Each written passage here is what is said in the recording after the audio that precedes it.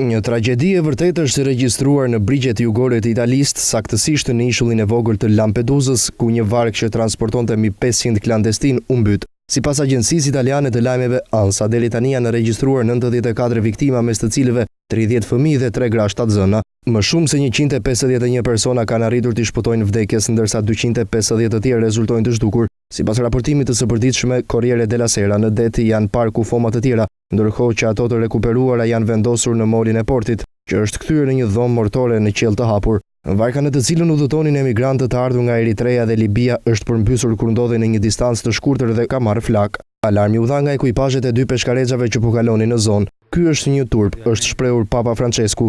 Jemi të gjithë viktima të vetëdijshëm apo jo për këtë indiferentizëm global, shtoi mëtej Ati i Shenjtë. Me ashpër ka qenë me reagimin kryetari e bashkisë së Lampedusës, Giusi Nicolini. Mjaft, po çfarë presim më shumë?